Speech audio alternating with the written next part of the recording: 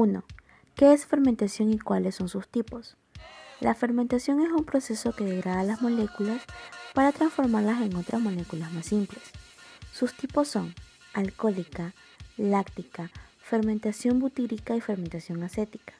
La alcohólica es un proceso biológico que se ejecuta mediante las levaduras y algunas clases de bacterias sin oxígeno.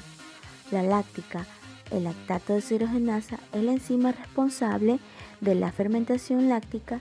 Este proceso se une al ácido pirúvico y NADH2 para conseguir el ácido láctico. La fermentación butírica, la misma se basa en la transformación de los glúcidos en ácido butírico a través de la bacteria Clostridium butyricum en ausencia del oxígeno.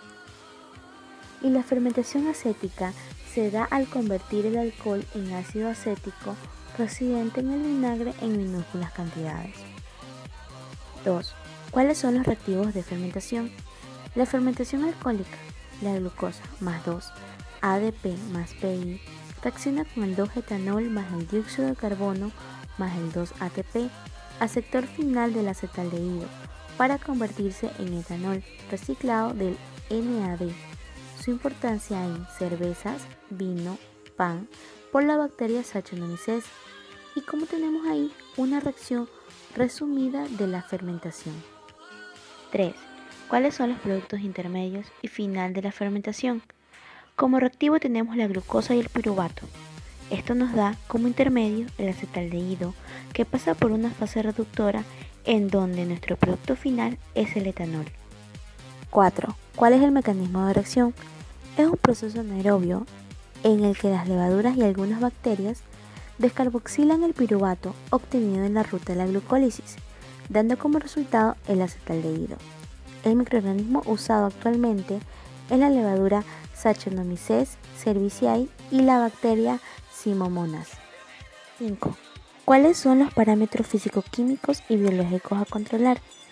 Parámetros: la concentración del etanol resultante, acidez de sustratos, concentración de azúcares, contacto con el aire, la temperatura. 6. Ejemplo: el vino. La fermentación del vino es el proceso mediante el cual los azúcares contenidos en el mosto se transforman en alcohol, principalmente junto con otros compuestos orgánicos. La fermentación alcohólica produce gran cantidad de CO2, que es la que provoca que algunos vinos, como el champán y el cava, tengan burbujas. Este CO2 pesa más que el aire y puede llegar a crear bolsas que desplazan el oxígeno de los recipientes, dando como resultado la fermentación. Por ello, es necesario ventilar bien los espacios dedicados a este fin. La liberación del dióxido de carbono es a veces tumultuosa y da la sensación de hervir. De ahí proviene el nombre de fermentación. Un cálculo realizado sobre la reacción química muestra que el etanol resultante es casi un 51% del peso y los rendimientos obtenidos de la industria alcanzan un 7%. Esto puede ver igualmente en la presencia de fósforo en forma de fosfato. Es importante para la evolución de las especies de levaduras empleadas en la elaboración del vino.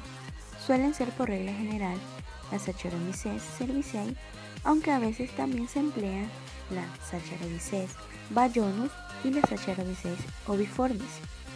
En la fermentación del vino, las levaduras responsables de la verificación son unos hongos microscópicos que se encuentran de forma natural en los ollejos de las uvas, generalmente en una capa en forma de polvo blanco, fino, que recubre la piel de las uvas.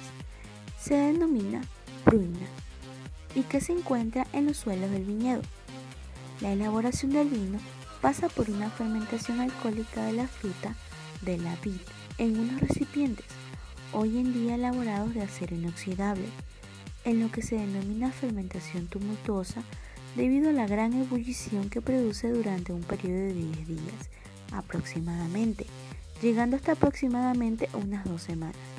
Tras esta fermentación principal en la industria del vino, se suele hacer referencia a una fermentación secundaria que se produce en otros contenedores empleados en el trasiego del vino joven tal y como puede ser en las botellas de vino.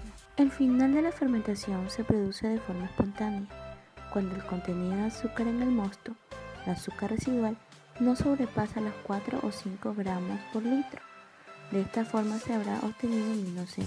Si la intención es producir vinos secos o dulces, hay que detener la fermentación por medios químicos, adición de anhídrido sulfuroso o físicos, enfriamiento o sobrecalentamiento.